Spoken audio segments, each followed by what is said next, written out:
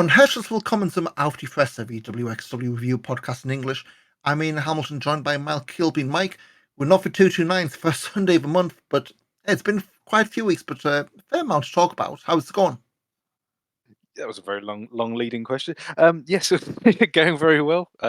Doing. It's finally I feel like spring is finally really starting for us over here. It's been horrible for the past month, I think, weather-wise, at least for me. So, yeah, quite happy to have a bit of sunshine finally.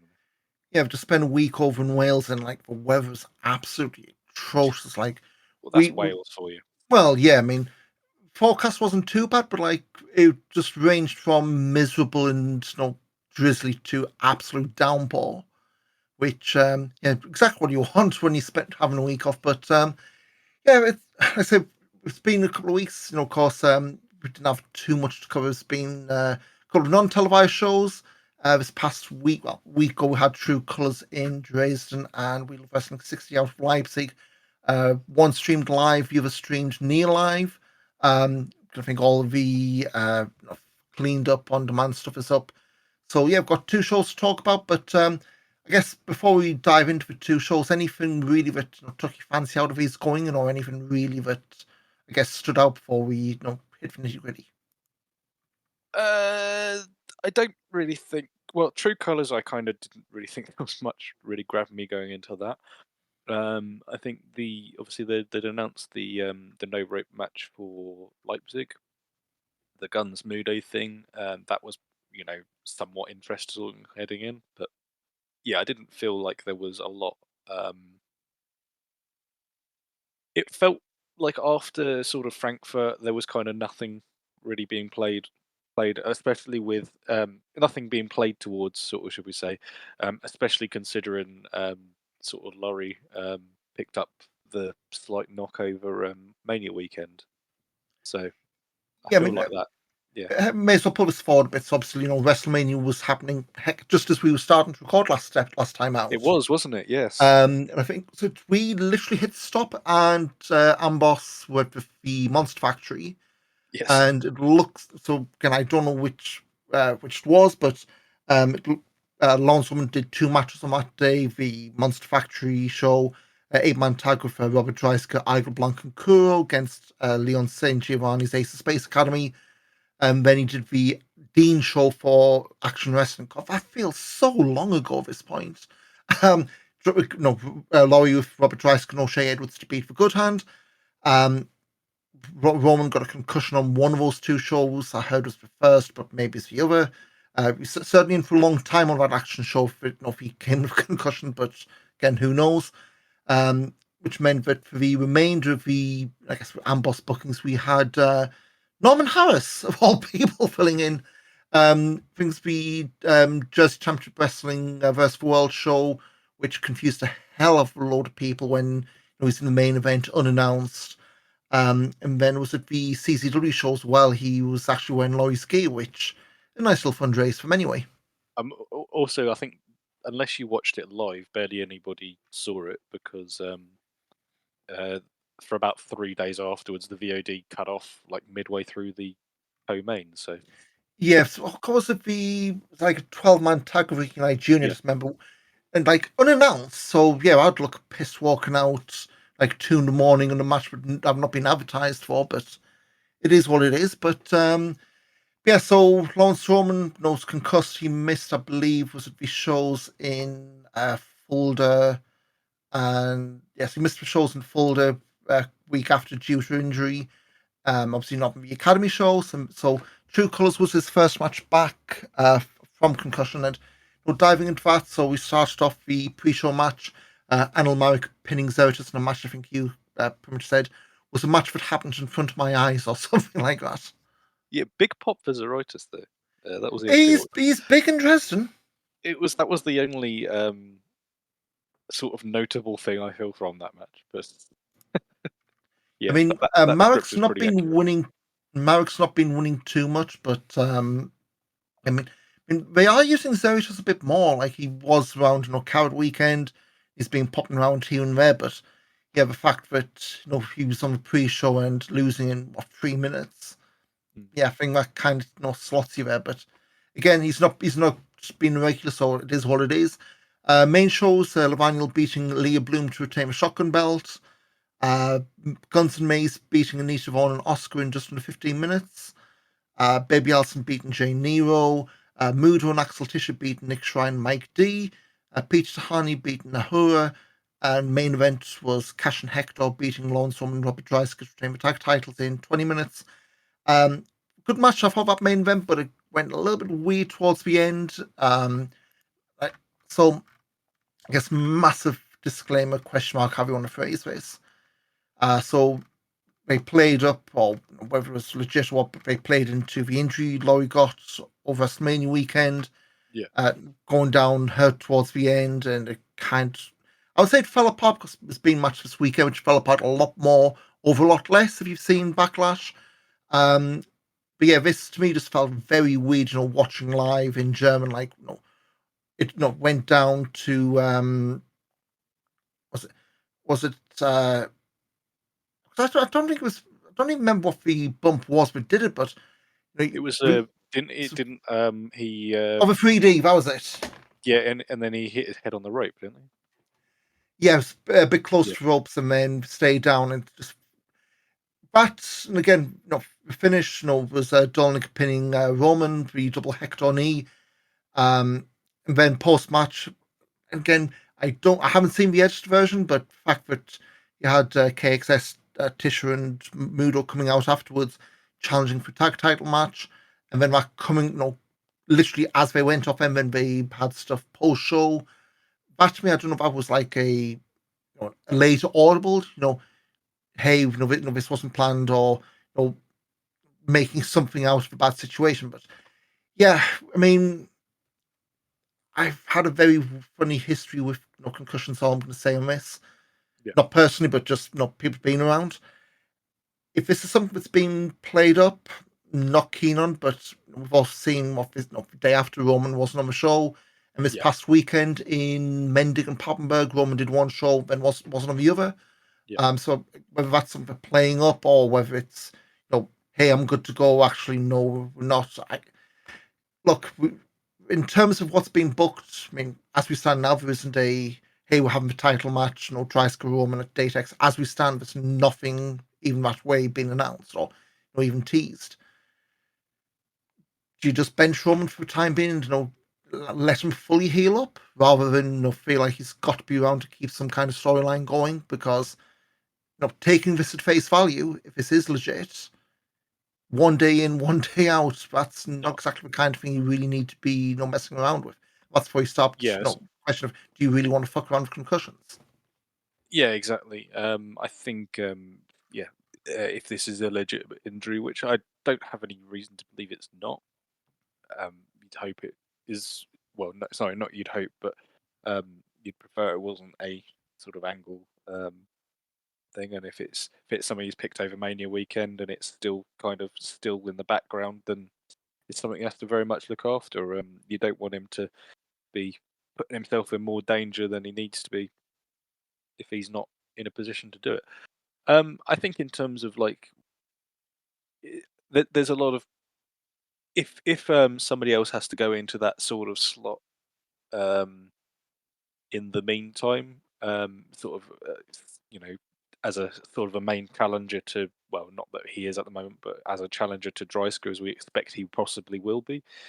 I think there's plenty of people who are sort of are floating around who probably could get into that spot for sure. In spoiled for the Leipzig show, they did have Paige Tahani, and that has been something we've been Yeah, constantly teasing since Dreisker came back this time last year. But we'll get into to Leipzig in a moment. But um, a bit further up the card, Anita and Oscar against Bobby Guns and Steph Mays. Now, there's one I don't want to say they haven't been able to do anything with Oscar since Yush Nakashima went injured, but the Anita Vaughan Oscar thing felt like something which kind of worked over Coward Weekend, but I think like a lot of things which work on festival weekends, maybe not traveling as well. yeah, and that's the thing. I don't know if everybody who goes to True Colours in Dresden is watching 16 Karat Gold. I think there is still sort of a lot of local walk ups. It's the impression I get because there's people in them crowds that I don't recognise, like from any other shows because I feel like you recognise fans who go to every show, and I look at the ones in the East, and you're like, these aren't the same people, if that makes sense.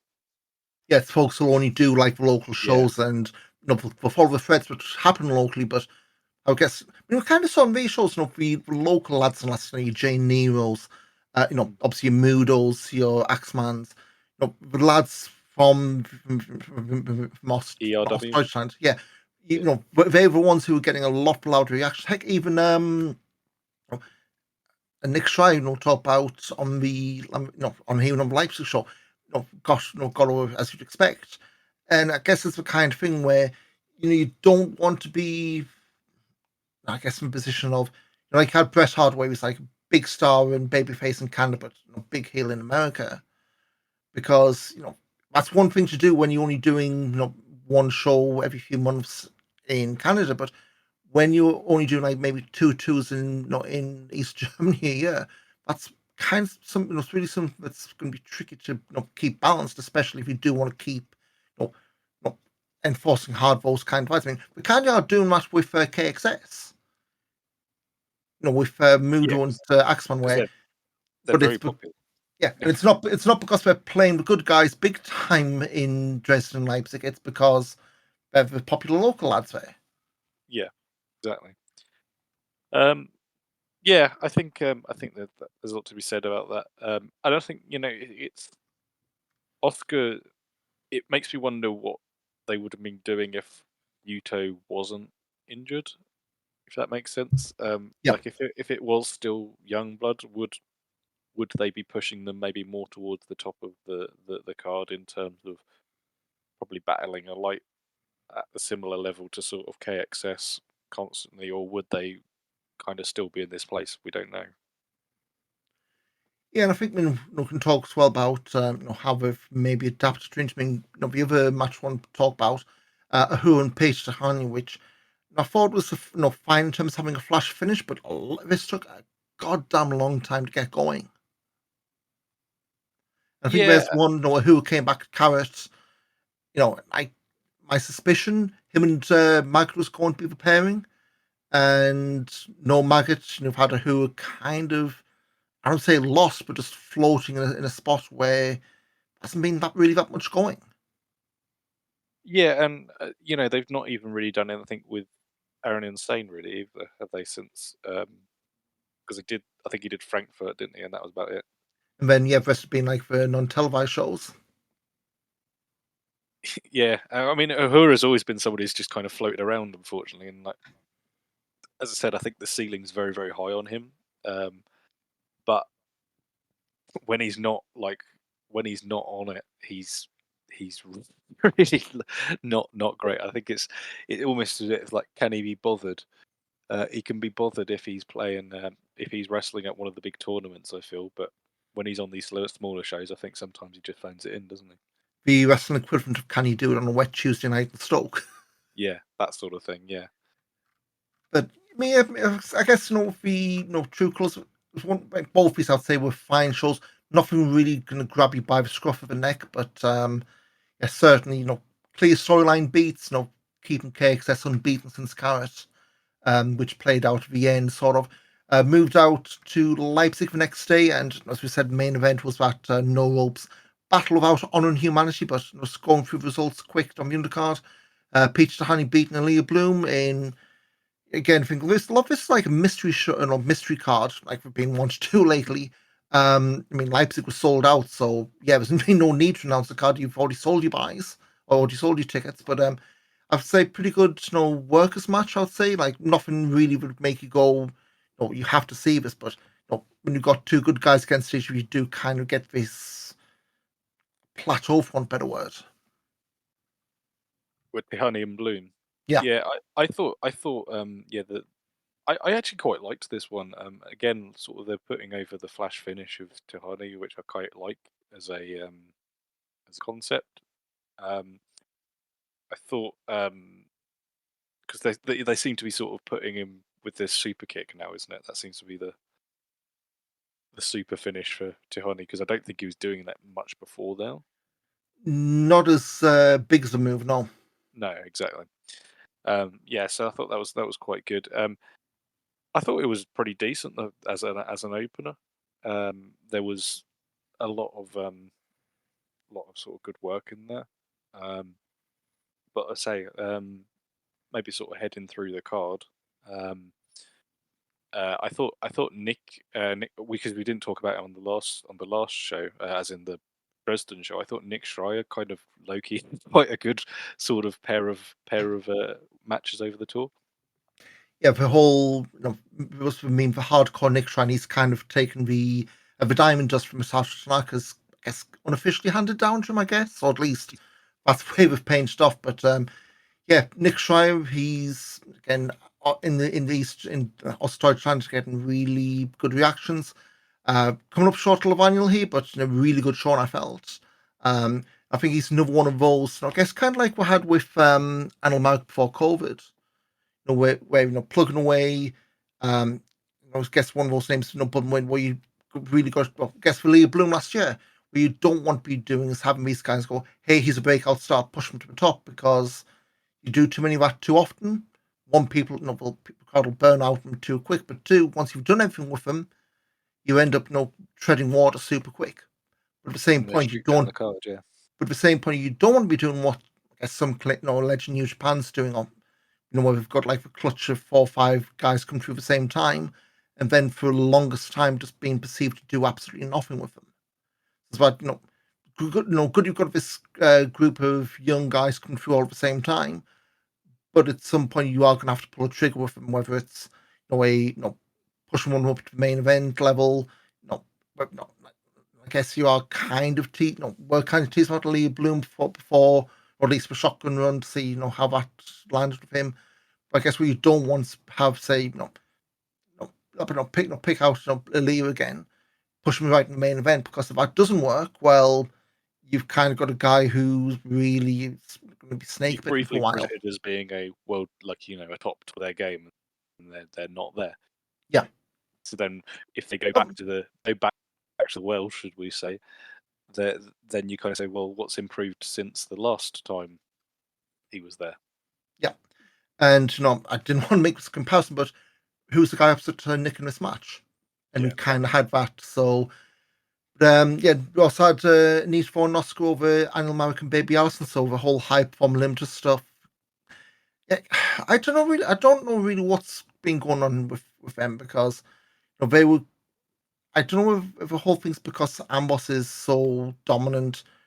You can't have two dominant groups like this, but it almost feels like they were heading one way when Ahura came back, but now it's spinning wheels again until Ahura and Maggot are both there 100%, and we're just getting these one win, one loss kind of weekenders. Yeah, and I think they've not really done much with the whole Maggot being attacked angle, really, and Alistair not being happy about it. That's kind Yeah. of been. But even on the But last vlogs, the French lads, really, again, this is part of the issue where you don't have everyone on every show. The last vlogs you had Tristan Archer and Joseph Hennick Jr., kind of plotting against them.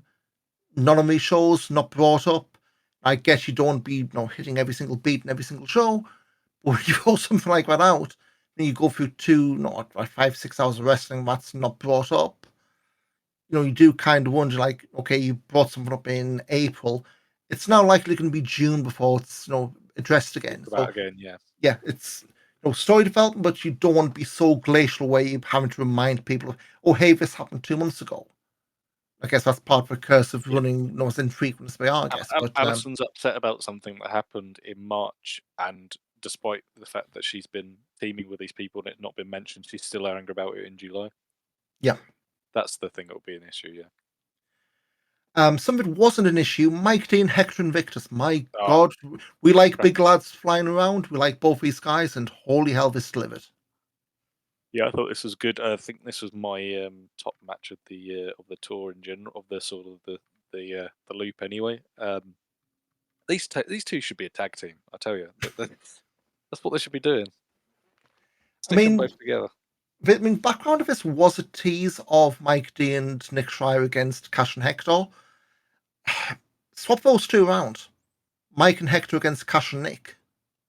They'd both be great teams, wouldn't they? I They should mean, I'm just be not, like, sa- let's not saying swap. you've got a goofy pair, but the mannerisms certainly fit. And hey, you got two big lads who aren't scared to leave feet. Not in terms of stuff they can do, and it's not just for the sake of doing it. Be heck of a pairing on both sides.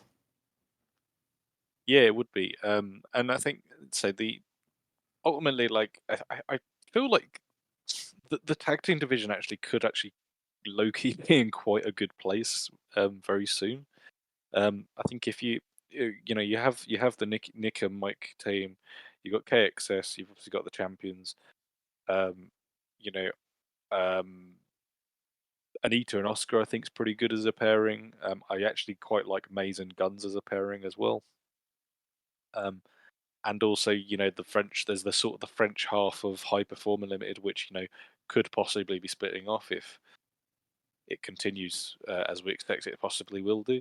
So I think there's actually low key quite a good tag team division there, and that this is post Arrows of Hungary.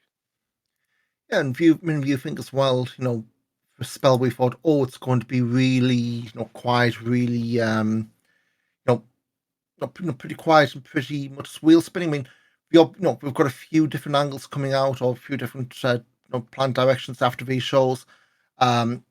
Obvious next one we can talk for Hamburg being KXS against Cash and Hector for the titles. Yeah, no, definitely a bit of a pecking order brewing, and I'm absolutely not killing for time because that shotgun vlog has dropped. So Ah, uh, by the end of the show, we will have the cards for the Hamburg show at least. But moving on, we had, I guess, in the second half of the show, we had Robert Rice against an already in the ring Samson, which yeah, got I the know. jobber entrance. Yeah, I mean, what we'll say is this, I've seen enough shows where everyone gets like it's 10, 15 minutes, everyone gets equal time, everyone gets what's it Rain said, the shine and then putting over and what have you. I absolutely adored this. Like you had someone who you knew looked the part, but you also knew didn't have a hope in hell against a guy who's been champion for nearly a Well, year. he's champion, yeah. So yes, you had that where it was he was in, you had a brief shot, but ultimately didn't have a cat and hell's chance. In and out in 4 minutes. Post match, Dreisker attacked again. Referee pulled him off, got shoved down. Lance Woman came out, got shoved down and sold like death, and then Peter Honey came out, super kicked and fought Dreisker back. So hey, as we said before, Dreisker's got us two chances had going into Carrot. They're still doing something. And, yeah, just watching the vlog, and it wasn't a 3D that caught Roman out. It was him being shoved into the ropes after giving up the pin. Yeah, I thought it was when he hit his head on the rope. Yeah, a bit This was like Enzo Amore, should we yeah, say? not quite as violent, but yeah, same kind of thing. Yeah, Yeah, Dreisker and Samson was what it was. When we followed up with, I guess, another, I guess what wanted to be a squash match, a Who against Axel Fox, and watching this Neil live, and if the translated tweets were going on about, it won, a Who wants to win this in a minute, and she spent the first minute just sticking around. Like, why say I want to win this in a minute, and then spend the first minute, playing for the crowd and dicking around? Like, it don't make sense. yeah, it was. Yeah, it was. Axel Fox. I think there was the impression that Ahura was like, this guy's below me, and I said Ahura, no matter whether he's working face, he's always going to be working him. So yeah, there was very much an idea of but he was dicking around when he probably should have actually just been trying to beat him, really. And I don't remember the 2 minute bit. Might have been I didn't hear that in the because I didn't watch the English translation of this one. So Yeah, I was just going off of things one of the tweets June was okay, showing, so he thinks he's going to win in a minute, because he was doing the whole timings and what have you. But one thing I did like though was the new finisher who was busting out the spin out Death Valley driver, which yeah, you're not gonna be able to do that in great everyone, but it's certainly something that against makes you small stand out. people. Yeah, that's Yeah. good. Yeah, Next up, we had a card change. So obviously, who was meant to have taken on Axel Tischer got a different Axel here because we instead got Dennis Stolnik against Axel Tischer, building up to Cash and Hector against KXS in Hamburg. Again, decent match. I think the issue race, if you want to call that out, Cash really hasn't been a singles guy for the last year or so. So you kind of had the established tag wrestler against A, local lad, B, very much established singles guy who's starting to go into tag matches now. Multiple-time world champion. Yeah. Yeah. I mean, decent match, pretty good finish as well. Very much, no dominant, clean finish, no, he won, but was a big question marks over it. So yeah, we'll see, where we go with there. But yeah, that's going to be quickly turned around later this month, in fact. Main event: Battle About Honor and Humanity. It's been no ropes match. First time we've done that since Alpha Kevin and Maris Cow 2017. I guess more recent vintage. This is the Bloodsport layout, so no ropes. Yeah. But they weren't doing the whole, it was basically fight whatever you want. It wasn't a you out and get yourself back in kind of thing. I thought it was pretty good. Again, I think we've kind of said this for a while. With Bobby Guns after the whole AAA stuff. The way he's been kind of handled has been very weird. Like with this, before the KXS tag title thing, you thought, okay, maybe it's going to be even now. When Rouse announced this was clearly, he's Muro's winning his hometown. And yeah, it just, as I say, it's a good match, but yeah, for something about Bobby Guns, just to me, just doesn't seem to be at him. I don't know if this is what he is now in WXW. He's won everything, so he's had his time in the sunshine. He's a good sort of value person to have putting over the people a little bit coming into the company. Maybe, I don't know. Or is this the typical WXW cooling him down for the Wrestling EM? Well, I feel like the European Championship is probably something he should be at least in the conversation for. If it's going to be what we think it is, it's not been 100% confirmed, has it? They still haven't said what the format is, no. If it is going to be a rounds format thing, then yeah, that's up his street, isn't it, really? There's no need for him. I think that's probably the perfect place for him to be there. Likewise, to be honest, with Mudo, I feel like he'd probably do quite well in that sort of environment. But yeah, it's he's being cooled down, and I think he's just there's always people who come and go with the company, and that in a way, I don't think Guns' push is really any different to the way perhaps like Jörn Simmons is pushed. But the difference between Jörn and Bobby Guns is that Jörn just disappears, whereas Guns just loses loads. That's the thing. Yeah. If that makes sense. So they call they call them in different ways, don't they? So watching the vlog, the Ahura thing wasn't I'm going to win in a minute. It was him being fed up with the change of opponent, and I didn't drive for 5 hours to wrestle for a minute. So it wasn't I was going to win in a minute, but more, I think I'm only going to win in a minute because they're talking down to Axel Fox. So makes sense, but also if you think this guy's beneath you, again, why dicking around for the first minute, Other stuff from the vlog that we're bringing up Axel Tischer, again, building themselves up. Since we last recorded this, he's won 2 tag titles. Progress belt with Big Damo and the GWF tag titles with Metahan, which I guess he's trying to hoover up the tag titles. And again, I'm reading the German subtitles, and I think they've put Anita Vaughan in the Europa title.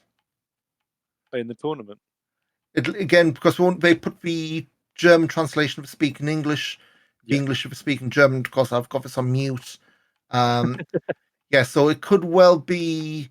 Yes, we've got us. So I'm just fast forwarding through anyway because we're going to put a card up. So let's fast forward through, and what we have for Hamburg on May 17th. So we've got Baby Allison and Anil Mark being given the time off by high performing limb so they can recover. So again, it's half HPL in, half HPL out. Okay, so we keep going. So we have in Hamburg, May 17th, Robert Rice against Paige Tahani, non-title. Okay, interesting. Playing off the beat down in Leipzig. We have got Aaron Insane against Tristan Archer. Okay. Igor Blanc, Mike D and Nick Schreier against Stephanie Mays, Bobby Guns, and Mochizuki Jr. That was already announced. Yeah. Yep. Good to see Mochi back. Yep. I think he's been doing British Kingdom Pro and a few like the Southwest Welsh promotions. Cash and Hektor against KXS for titles. That was announced from Meg. Icarus against Leah Bloom. Levaniel against Oscar, which that being in Hamburg is setting some alarm bells off. And that's it. Yeah, pretty. Isn't Fennec Jr. a Hura as well? Isn't it? So was announced, wasn't it? Let me see, because one of the things we've got in the notes, Joseph Fennec Jr. got injured working for Rix and Bangers Own yesterday. So I don't know if that's something they've edited off this in light. That certainly it is on the website, but it's not something that was on the ticker. So yeah, so I'm looking now for Hamburg page. Yeah, that is not on there. So unless we've done a quick edit. Yeah, that was announced at one point. So yeah, who knows? Because who's certainly not injured. So yeah, so we'll see what goes. But anyway, so yeah, I think just going back to the vlog, who were pissed off with getting the change of opponent and saying I'll burn out quick when I came back, which I don't know if that's the young of the gimmick for playing for the time being. But a couple of things coming out of the Dresden Leipzig shows. I don't want to say this was wrestling for the sake of wrestling, but this is the common beat with the drum being banged the whole time this podcast has been going. These two shows would have been perfect, like shoulder material for Shotgun, like matches you wrap around your segments or what have you, rather than what you've got now, where two shows which, let's be honest, apart from most sickos, I don't think that many people would have gone halfway to watch, live or otherwise.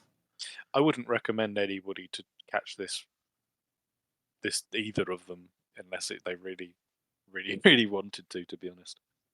Yeah, saying Shotgun maybe isn't the answer. I mean, what went through certainly in British, Rev Pro, having a TV deal and promotion searching.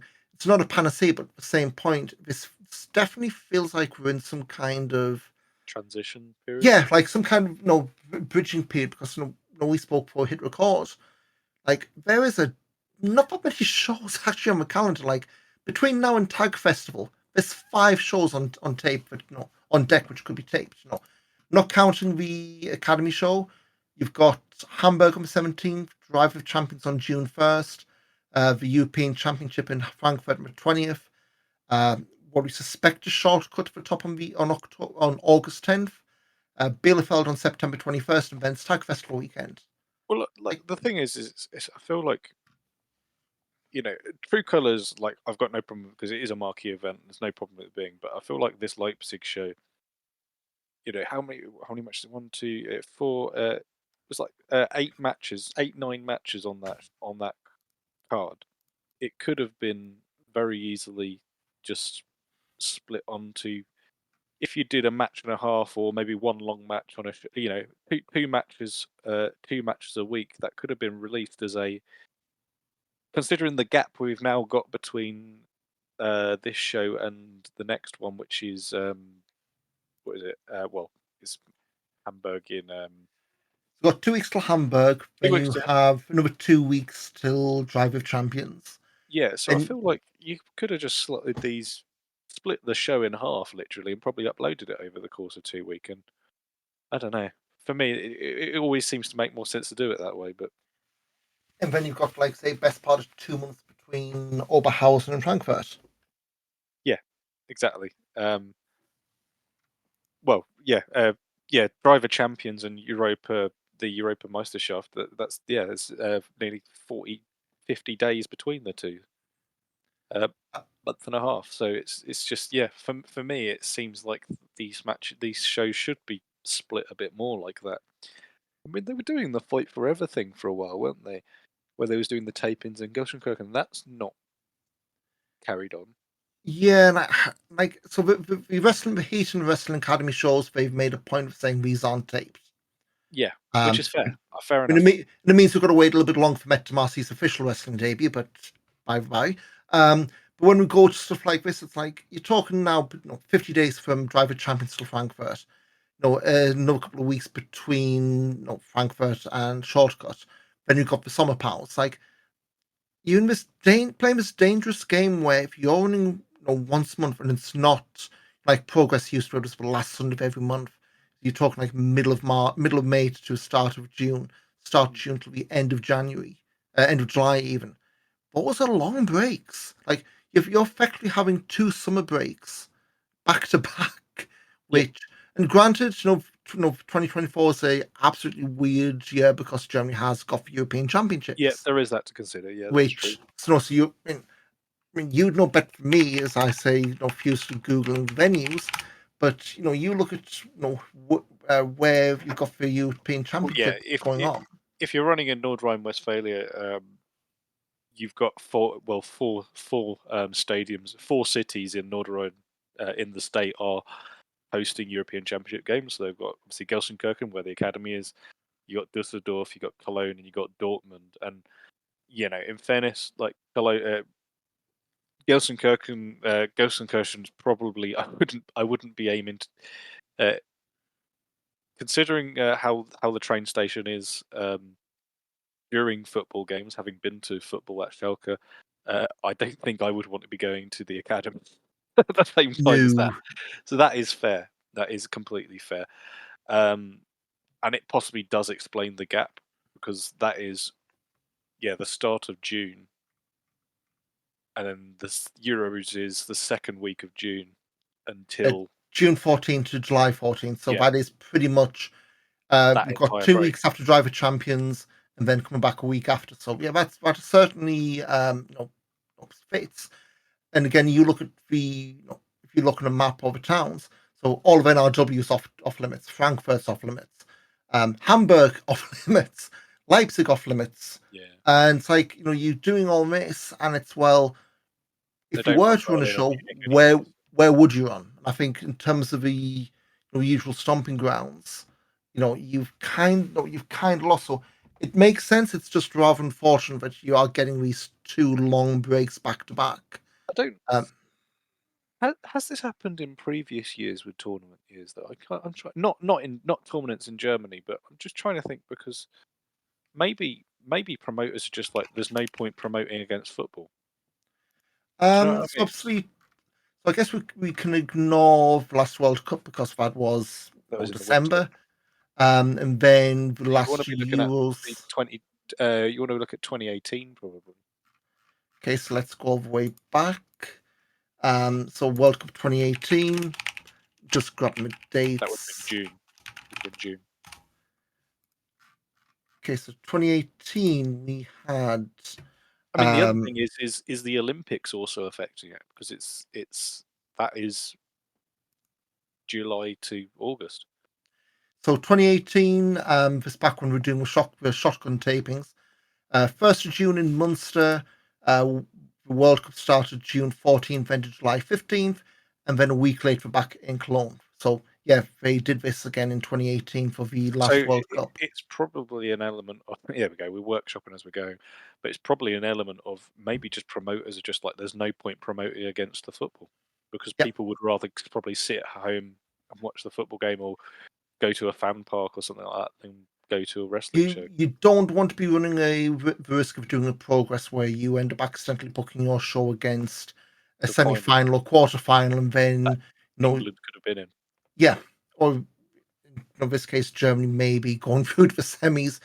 No, Although I don't think that's likely. way Germany's been doing lately, that's not too likely. Which heck, who knows? Weirder things have happened. Yep. But accidentally booking a show on semi-final day, and then shit, we've sold all these tickets, but everyone'd rather stay at home. But yeah, I mean, certainly interesting to see what comes out. Just unfortunate. You basically got two summer pauses back to back this year because of how it's been done. Whether they do anything to fill in those gaps, we'll see. But yeah, it's going to be pretty slim pickings over the summer at least. But a few other bits and pieces coming out. So obviously we talked about WrestleMania weekend stuff.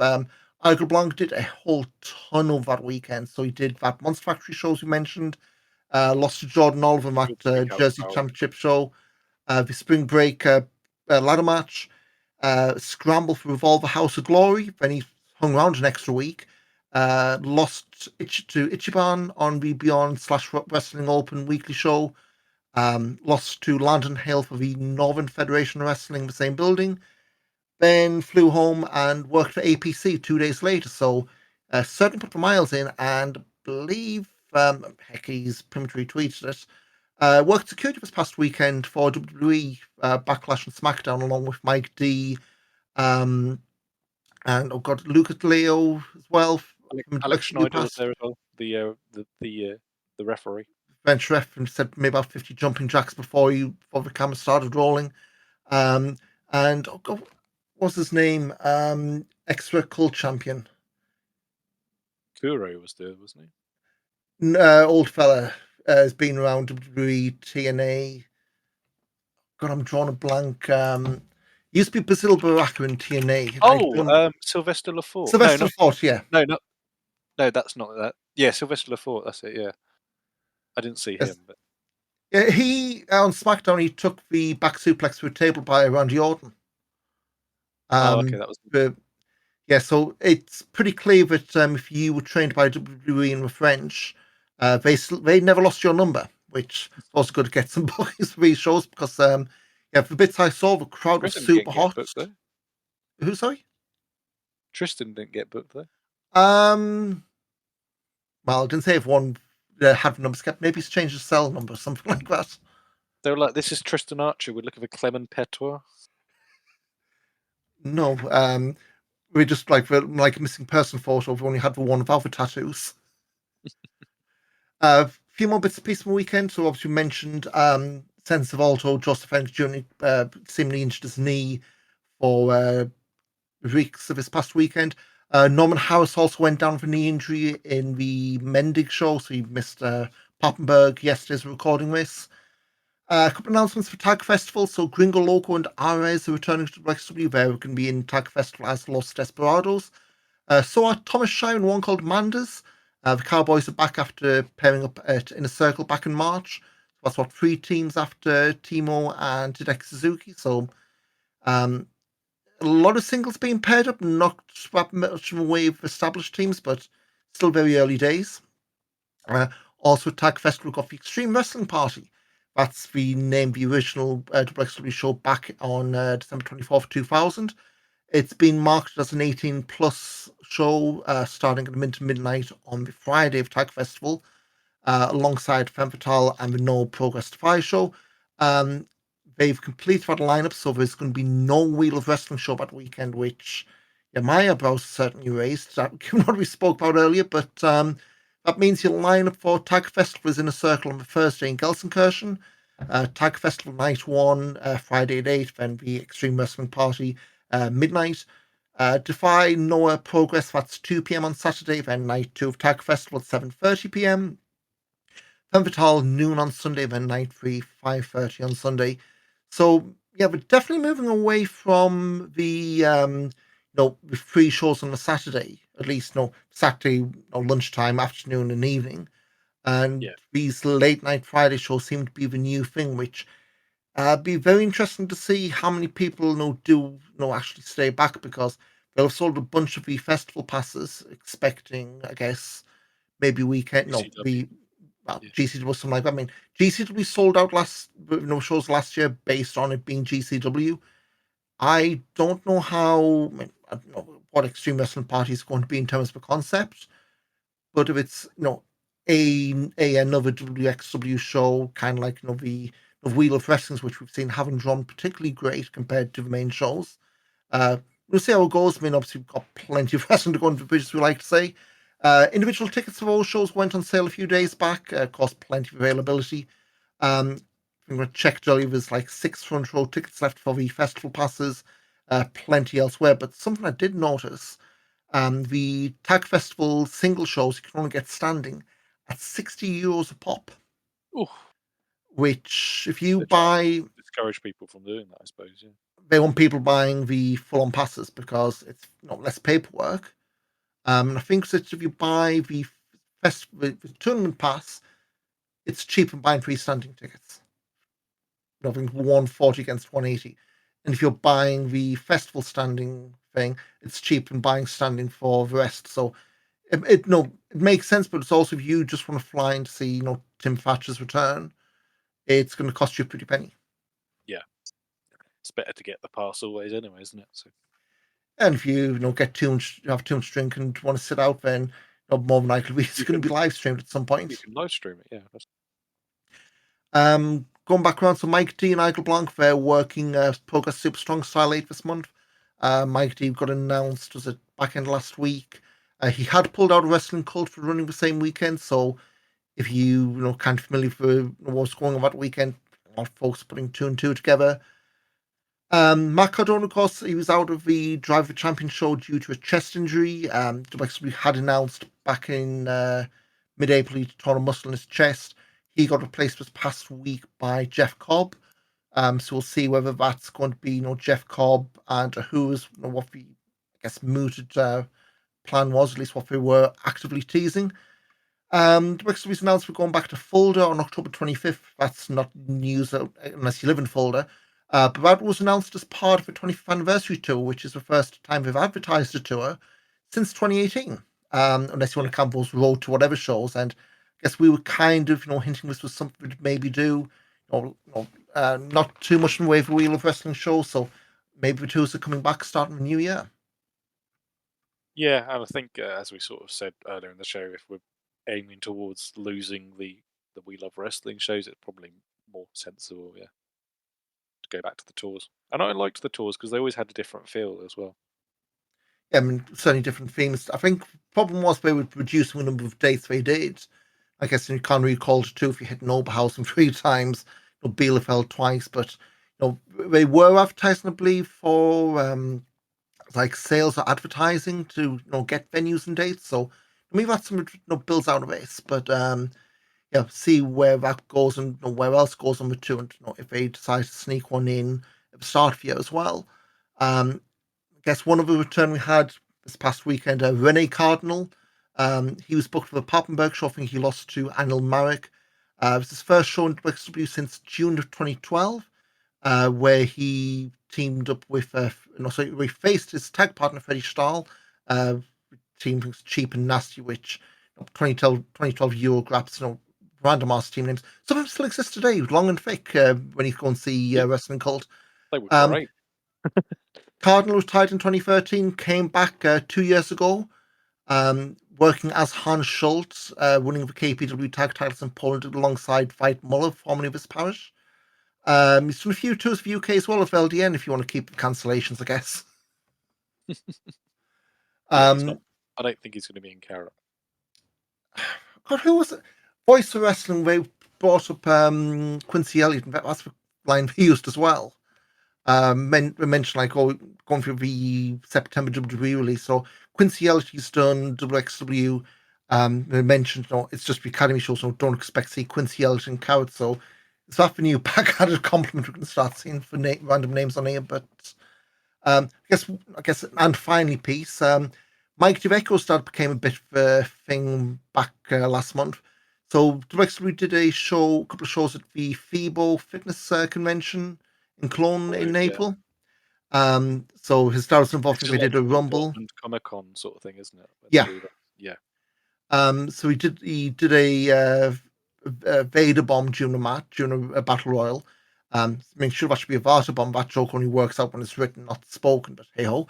And I think we saw something the next day in Fulda where Axel Tischer was calling him out. Which, I mean, if you see him the size of him, I certainly wouldn't be doing that. But again, I'm not Axeman either, so. But yeah, so that's about it. So of course, next up for WXW is Hamburg in 2 weeks' time. Again, just going through the card as as got announced today, Robert tries to compete to Tahani non-title. Looks to be a main event. Aaron Insane against Tristan Archer. Igor Blanc, Mike D, and Nick Schreier against Stephanie Mays, Mochizuki Jr., and Bobby Guns. Cash and Hektor defending against KXS. Ilya Bloom against Icarus. And Levaniel against Oscar for shotgun title is your lineup. June 1st at Oberhausen Turbine Hall for Driver Champions. Nothing announced there, but again, you've got Robert Dreisker, Levaniel, Jeff Cobb, Oscar, Ahura, Mike D, Icarus, Lawrence Roman, Axel Tischer, and LSG. And then afterwards, July 20th in Frankfurt, Spatch Cup for the Wrestling European Championships. And back to the Turbine Hall on August 10th for what we guess is Shortcut to the Top. But Mike, as always, what I'll do for another episode, anything you want to shout out before we wrap up for a couple of weeks? No, nothing really to plug at the minute. Obviously, you can follow me everywhere you can follow anybody. I'm on Twitter, Instagram, and everything as at Mike Kilby. I'm the same on everything. There we go. And cool, you can follow me at Ian Wrestling on Twitter and Instagram, at Big Back Body Drop on Twitter for the website. We've been after Fresse, and we will see you in a couple of weeks after Hamburg. Cheers. Cheers.